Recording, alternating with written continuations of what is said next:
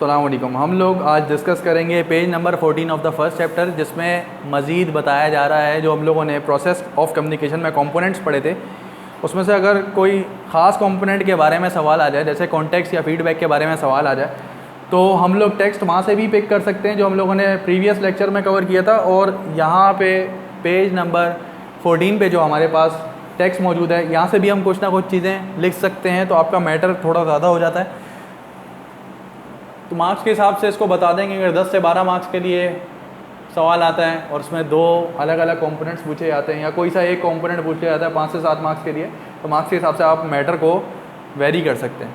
अब कॉन्टेक्स्ट में आप देख रहे हैं कि शुरू के तकरीबन 2 पैराज बिल्कुल वही हैं जो हम लोग प्रोसेस में कवर कर चुके थे। इसका जो थर्ड पैरा है, हम यहाँ से इसको थोड़ा सा और मज़ीद डिस्कस कर लेते हैं।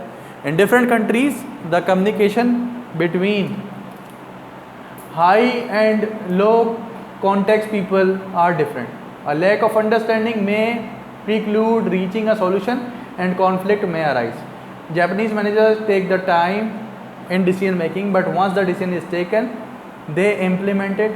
On the contrary, American managers take the decision in haste, but take the longer time in its implementation. Peter Drucker, analyzing the Japanese pattern of decision making, concluded that American manager emphasizes on answer while the Japanese managers stress upon question.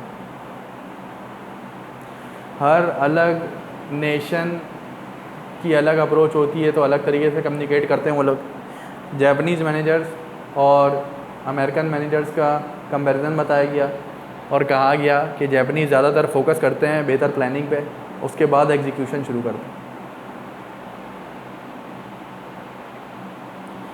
जबकि American decision makers जो होते हैं वो पहले decision ले लेते हैं, उसकी इम्प्लीमेंटेशन में टाइम लगाते हैं। तो अमेरिकन मैनेजर्स एम्फसाइज करते हैं आंसर्स पे, जबकि जापानीज़ मैनेजर्स सोचते हैं ज़्यादातर क्वेश्चन पे, मतलब बेहतर प्लान करते हैं फिर आगे बढ़ते हैं। अमेरिकन मैनेजर्स जो हैं वो प्लान कम करते हैं, उसकी एग्जीक्यूशन में ज़्यादा वक्त लगाते हैं। तो ये डिफरेंट अप्रोचेज़ हो सकती हैं। For example, the number of receivers influence the psychological as well as the physical communication context. If only 15 people attend a meeting for which over 100 were anticipated, interaction between speaker and audience may increase, but the effectiveness of that interaction may be negated by the psychological impact of the low attendance. फ़र्ज़ कर लें एक meeting यहाँ पे बताई जा रही है, जैसे कि कोई ऐसी मीटिंग है जहाँ पे बहुत सारे शेयर होल्डर्स ने आना था, शेयर होल्डर्स की तादाद थोड़ी कम है, तो आपस में कम्युनिकेशन तो आसान हो जाएगी, लेकिन उस कम्युनिकेशन की जो अहमियत है वो कम हो जाएगी। वो इसलिए कम हो जाएगी क्योंकि बहुत ज़्यादा लोग उस कम्युनिकेशन को लॉस कर रहे हैं जो अवेलेबल नहीं है।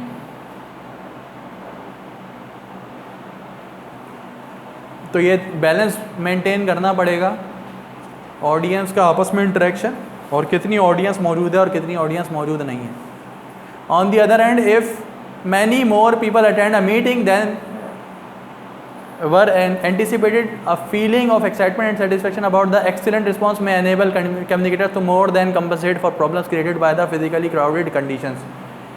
For example, अगर के स्पीकर ये देख रहा है कि काफ़ी सारे लोग मौजूद हैं, तो कम्युनिकेशन में थोड़ी सी गलती का इम्कान हो सकता है, शाउट्स हो सकते हैं, आवाज़ें आ सकती हैं, शोर शराबा हो सकता है, आपस में लोग बैठ के बातें कर सकते हैं, क्रॉस टॉक्स कर सकते हैं, तो उससे कुछ ना कुछ मिसकम्युनिकेशन रहेगी। लेकिन क्योंकि स्पीकर जब अपने सामने क्राउड दिखेगा कि उसके पास काफ़ी सारे लोग उसकी बातें सुनने के लिए मौजूद हैं या उसके मैसेजेस सुन रहे हैं, तो वो और ज़्यादा मोटिवेट होगा, तो उसकी कम्युनिकेशन ज़्यादा बेहतर हो सकती है।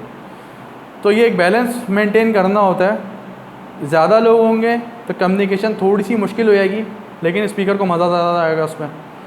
और कम लोग होंगे तो स्पीकर जो है वो ये सोचेगा कि कम लोग मौजूद हैं, उसकी बात हर तरीके से, हर अंदाज से बेहतर भी हो सकती है, सब लोग उसकी बात सुन भी रहे हैं, लेकिन काफ़ी लोग उसकी कम्युनिकेशन को लूज़ कर रहे हैं जो कि अवेलेबल नहीं है। तो एक बैलेंस मेंटेन होना चाहिए हमेशा कि लोग भी काफ़ी मौजूद हों और उसमें क्रॉस टॉक्स वगैरह भी ना हो रही हो। कॉन्टेक्स्ट के बाद हम लोग नेक्स्ट पेज पे चलेंगे, पेज नंबर 15 पे। तो फीडबैक की थोड़ी सी इन्फॉर्मेशन है। फीडबैक की इन्फॉर्मेशन हम लोग ऑलरेडी देख चुके हैं। पॉजिटिव फीडबैक और नेगेटिव फीडबैक, दो तरीके के फीडबैक होते हैं। अगर किसी भी किस्म की कन्फ्यूजन क्रिएट होगा या बिल्कुल जवाब नहीं में आ रहा है तो फिर नेगेटिव फीडबैक कहलाएगा, और अगर कोई रिस्पांस नहीं आ रहा, नो रिस्पांस भी नेगेटिव फीडबैक कहलाएगा। और बिल्कुल उस अंदाज से सोचना समझना जिस अंदाज से सेंडर चाह रहा है वो पॉजिटिव फीडबैक कहलाएगा। ये हम लोग डिस्कस कर चुके थे लास्ट क्लास में। थोड़ी सी एप्लीकेशन इसकी और सुन लेते हैं। फ़र्ज़ करें एक प्रोडक्ट डिफेक्टिव है, कस्टमर ने कंप्लेन लॉन्च की कि मुझे ये डिफेक्टिव प्रोडक्ट के बदले रिप्लेसमेंट कर दें और मुझे दूसरा प्रोडक्ट दे दें। तो उस कस्टमर के लिए पॉजिटिव फीडबैक वही होगा जो वो चाह रहा है, मतलब कंपनी उसको रिप्लेसमेंट अलाउ कर दे और उसको दूसरा प्रोडक्ट दे दे। और अगर कंपनी ने दूसरे प्रोडक्ट के अलावा कोई अल्टरनेट इस्तेमाल किया तो पॉजिटिव के बजाय नेगेटिव फीडबैक बन जाता है। जैसे कि कंपनी ने कहा कि हम आपके डिफेक्टिव प्रोडक्ट को फ्री में सही करके दे देंगे, आफ्टर सेल सर्विस दे देते हैं आपको, रिपेयर मेंटेनेंस करके वापस कर देंगे आपकी प्रोडक्ट। इस सूरत हाल में ये है तो भलाई, लेकिन इसको नेगेटिव फीडबैक ही माना जाएगा। वो इसलिए नेगेटिव फीडबैक माना जाएगा जो कस्टमर चाह रहा था, जो सेंडर चाह रहा था। सेंडर ये चाह रहा था कि रिप्लेसमेंट हो जाए, रिप्लेसमेंट हो नहीं पाया तो नेगेटिव फीडबैक आ गया। अब ये नेगेटिव फीडबैक आने के बाद जो इनिशियल सेंडर है यानी कि कस्टमर, वो इस बारे में सोच सकता है कि यार ये जो आप जवाब दे रहे थे ये एक्सेप्टेबल है या नहीं। हो सकता है वो कॉम्प्रोमाइज़ कर जाए और इस नेगेटिव फीडबैक को भी पॉजिटिवली ले ले और इसको कहे कि कंपनी को कहे कि हाँ ठीक है, हम लोग आपकी आफ्टर सेल सर्विस को मान लेते हैं, आपकी रिप्लेसमेंट के बजाय रिपेयर मेंटेनेंस की सर्विस अवेल कर लेते हैं। तो ये नेगेटिव फीडबैक ही था, लेकिन इसको पॉजिटिव मैनर में कस्टमर ने ट्रीट कर लिया, वो अलग बात है।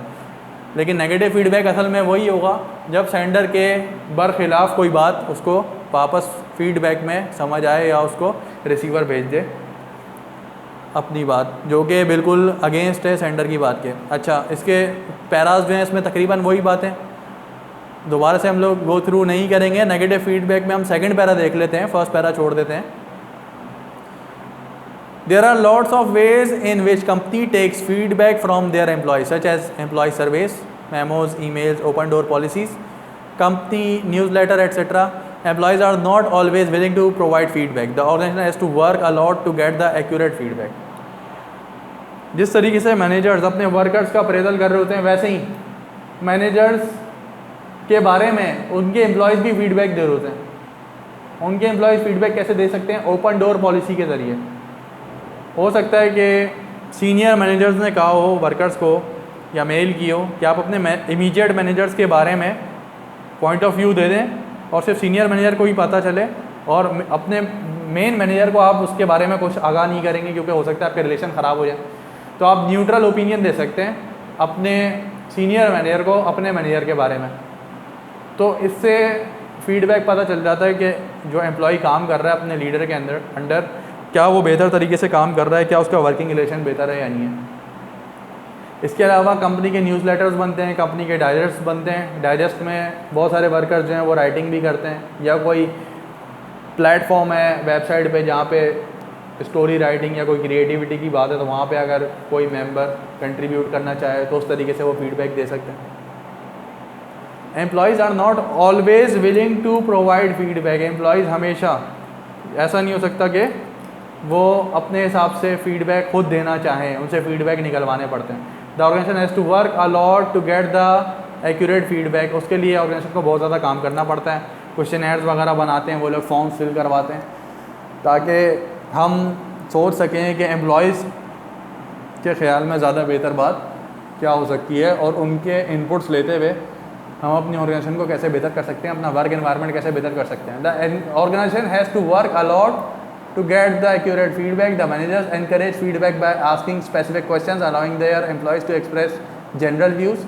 The organization should be receptive to employees feedback. आम तौर पे जो मैनेजर्स होते हैं वो अपने स्टाफ से फ़ौरन फीडबैक ले रहे होते हैं ताकि अपने टास्क को टाइमली परफॉर्म कर सकें, अपनी टास्क को आसान बना सकें, अपना टीम वर्क बेहतर कर सकें। तो ये फ़ीडबैक निकलवाना मैनेजर्स की ज़िम्मेदारी है। मैनेजर्स फ़ीडबैक लेते रहते हैं अपने एम्प्लॉयज़ से ताकि उनकी टीम बेहतर तरीके से इंटीग्रेट हो जाए। Manager should ensure that a feedback should. Organisation को पहली बात एम्प्लॉय के फ़ीडबैक को तरजीह देनी चाहिए, उसकी बात सुननी चाहिए, वैल्यू देनी चाहिए। फिर ये देखना चाहिए manager should ensure that a feedback should, उसका जो फीडबैक मिल रहा है, number 1 focus on a particular behaviour. It should be specific rather than being general. For example किसी ख़ास मैन्युफैक्चरिंग प्रोसेस की बात की जाए तो एम्प्लॉय से वो उस मैन्युफैक्चरिंग प्रोसेस के बारे में ही सवाल कर रहे होंगे, दूसरे मैन्युफैक्चरिंग प्रोसेस के बारे में सवाल नहीं कर रहे होंगे, ताकि टू द पॉइंट उसको आंसर मिले और टू द पॉइंट वो उस मैन्युफैक्चरिंग प्रोसेस में अगर कोई बेहतरी लेकर आनी है, इंप्रूवमेंट लेकर आनी है तो उसके ऊपर काम कर लें। सेकेंड है impersonal feedback should be job related, the manager should not criticise any one personally.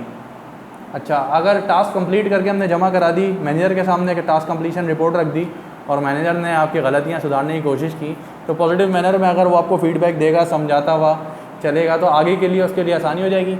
और अगर वो आपको ठीक तरीके से जवाब नहीं दे रहे या गुस्सा कर रहे हैं आपके ऊपर, तो उस सूरत में अगर क्रिटिसिज्म होगा तो उस क्रिटिसिज्म को पर्सनली कभी भी नहीं लेना चाहिए रिसीवर को, मतलब वर्कर को बहुत बुरा नहीं समझना चाहिए कि मैनेजर ने मुझे बहुत बुरा वाला कहा, या मैनेजर को भी चाहिए कि वो थोड़ा सा फ्लेक्सिबल रहे और बहुत ज़्यादा रूड एटीट्यूड ना रखे वर्कर्स के साथ। तो क्रिटिसिज्म जब भी हो किसी की शक्ल को देखते हुए ना करें, बल्कि उसके काम को देखते हुए क्रिटिसाइज़ कर सकते हैं। तो इम्पर्सन का मतलब है किसी शख्स से सिर्फ उसकी ज़ाती तौर पे उसकी मुखालफत करने के लिए हम क्रिटिसिज्म ना करें, बल्कि उसके काम के लिहाज से उससे क्रिटिसिज्म करें। क्रिटिसिज्म दो तरीके के होता है, तनकीद दो तरीके से हो सकती है। कंस्ट्रक्टिव क्रिटिसिज्म भी होता है जहाँ पे तनकीद इसलिए की जाती है कि लोग अपनी बेहतरी कर लें, उनके मफाद में तनकीद की जाती है। और कभी कभी जो क्रिटिसिज्म होता है वो criticism for the sake of criticism होता है, मतलब तनकीद भरा तनकीद जिसको उर्दू में कहते हैं, जहाँ पे सिर्फ और सिर्फ दूसरे को बुरा भला कहने के लिए तनकीद की जाती है। तो कोशिश की जाए कि जो फर्स्ट काइंड है कंस्ट्रक्टिव क्रिटिसिज्म वो करना चाहिए, ताकि आपकी क्रिटिसिज्म की वजह से, आपकी तनकीद की वजह से किसी और की परफॉर्मेंस आइंदा के लिए बेहतर हो जाए। इम्पर्सनल के बाद नेक्स्ट है goal oriented. If we have something negative to say about the person, we should always direct it to the recipient's goal. अगर हम किसी की मुखालफत कर रहे हैं या नेगेटिव फीडबैक दे रहे हैं तो उस नेगेटिव फीडबैक के पीछे हम ये बैकग्राउंड ज़रूर बताएंगे कि अगर ये कोताही या कमी आप मुकम्मल कर लें, अपनी शॉर्ट कमिंग्स पे काबू पा लें, तो आपको फ़ायदा क्या हासिल होगा। तो रेसिपिएंट के गोल से कोरिलेट करना भी ज़रूरी है। फॉर क्रिटिसिज्म या फीडबैक जो है वो वेल टाइम्ड होना चाहिए। अगर हम टाइमली रिस्पॉन्स कर रहे हैं तो फीडबैक बहुत ज़बरदस्त है, और नेगेटिव फीडबैक भी है तो उसको भी टाइमली बता देना चाहिए। Feedback is most effective when there is a short gap between the recipient's behaviour and the receipt of that feedback. तो टाइम के लिहाज से रिस्पॉन्ड करना ये बहुत अच्छे फीडबैक की निशानी है। फीडबैक पॉजिटिव भी हो सकता है, नेगेटिव भी हो सकता है, लेकिन उस फीडबैक को भी टाइमली पहुंचाना है। अगर नेगेटिव फीडबैक है तो उसको भी टाइमली पहुंचाना है। कस्टमर इंतज़ार ना करता रहे कि उसका रिप्लेसमेंट आएगा या कब आएगा, उसको इंतज़ार ना रहे इस बात का।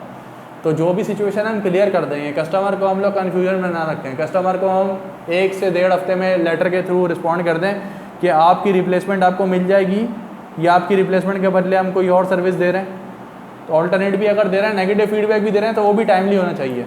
ये अच्छा फीडबैक ही माना जाएगा। फिफ्थ, एंश्योर अंडरस्टैंडेबिलिटी या understanding. For feedback to be effective the manager should make sure that the recipient understand the feedback properly. हम अपना फीडबैक इस तरीके से डिज़ाइन करें कि जो रिसीवर है उसको फीडबैक बेहतर तरीके से मिल जाए। 6 है responsive. While giving negative feedback to the recipient, the manager should not mention the factors which are not in the control of the recipient. किसी की भी बात की मुखालफत अगर हम लोग कर रहे होंगे तो हम लोग एक्सटर्नल फैक्टर्स को सेंडर के ऊपर लागू नहीं करेंगे। हम ये नहीं कहेंगे कि सेंडर की गलती की वजह से ऐसा हुआ। तो एक्सटर्नल फैक्टर्स को आप नेगेटिव फीडबैक में नहीं लेकर आएंगे, बल्कि सिर्फ और सिर्फ सेंडर की जो मिस्टेक्स हैं जो उसने की हैं उसके ऊपर रोशनी डालेंगे, और वो भी इस नीयत के साथ कि उस फीडबैक की वजह से सेंडर आइंदा अपने मैसेजेस बेहतर कर सके। Feedback is key component in the communication process because it allows the sender to evaluate the effectiveness of the message. Feedback ultimately provides an opportunity for the sender to take corrective action to clarify a misunderstood message. Feedback इंतहाई ज़रूरी है sender को मिलना। Sender को अगर feedback मिलता है timely तो वो रिस्पॉन्ड करेगा और बेहतर तरीके से। अगर फीडबैक नेगेटिव भी था तो जब भी अगर उसको टाइमली फीडबैक, अच्छा फीडबैक मिल जाता है, नेगेटिव फीडबैक भी होगा, तो अपनी शॉर्ट कमिंग्स पे काबू पाके वो नेक्स्ट अटेम्प्ट करेगा। नेक्स्ट अटेम्प्ट में वो कोशिश करेगा कि उसका मैसेज जो पहले अनसक्सेसफुल रह चुका था उसकी शॉर्ट कमिंग्स पूरी करने के बाद वो सक्सेसफुल बन जाए। Last para, feedback plays an important role by indicating significant communication barriers differences in background, different interpretation of words and differing emotional reactions. Without feedback, the sender cannot confirm the receiver has interpreted the message correctly. Feedback से ही अंदाज़ा लगा सकता है sender कि उसका message in the same way receive हो चुका, उसका आइडिया सही तरीके से रिसीव हो चुका रिसीवर तक। और अगर फीडबैक नहीं आता तो उसको ये बात नहीं समझनी चाहिए कि उसकी मैसेज जो है, उसकी कम्युनिकेशन सक्सेसफुल हुई है या उसकी मैसेज जो है वो अनसक्सेसफुल रहा। इस बारे में कोई आइडिया नहीं लगा सकते।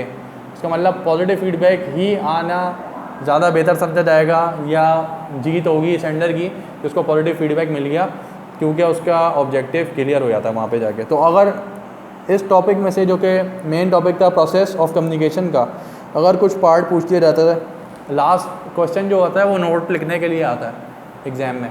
तो अगर उसमें कॉन्टेक्स्ट के बारे में कुछ पूछ लिया जाए या फीडबैक के बारे में कुछ पूछ लिया जाए, तो कॉन्टेक्स्ट जो आपने मेन टेक्स्ट उठाना है वो उठाना है प्रोसेस में से जो हेडिंग कॉन्टेक्स्ट की थी या फीडबैक की थी वहाँ से, और कुछ मैटर हम यहाँ पे ऐड ऑन कर सकते हैं इस टॉपिक से, जो कि अलग अलग पॉइंट्स बता रहे हैं कॉन्टेक्स्ट और फीडबैक के। और फीडबैक के लिए ख़ास तौर पे कि फीडबैक के फीचर्स क्या होने चाहिए, 5 से 6 पॉइंट्स जो हम लोगों ने अभी गो थ्रू करें, तो यहाँ से भी हम लोग हेल्प ले सकते हैं। तो हमारा जो मैटर होगा वो पहले से ज़्यादा बेहतर हो सकता है, क्योंकि वहाँ पे जो क्वेश्चन नंबर 3 में हम लोगों ने देखा था प्रोसेस, उस प्रोसेस के अंदर हम लोग देख रहे थे कि प्रोसेस में ज़्यादा तवील बात नहीं लिखी हुई थी कॉन्टेक्स्ट के हिसाब से या फीडबैक के हिसाब से। तो उसको अगर मज़ीद लिखने को आए तो हम लोग यहाँ से उसकी हेल्प ले सकते हैं। नेक्स्ट क्लास में हम लोग कंटिन्यू करेंगे इसी चैप्टर को, chapter importance of communication, first chapter जो हम लोग कवर कर रहे हैं। नेक्स्ट क्लास में नेक्स्ट टॉपिक इंशाल्लाह पढ़ते हैं। अल्लाह हाफिज़।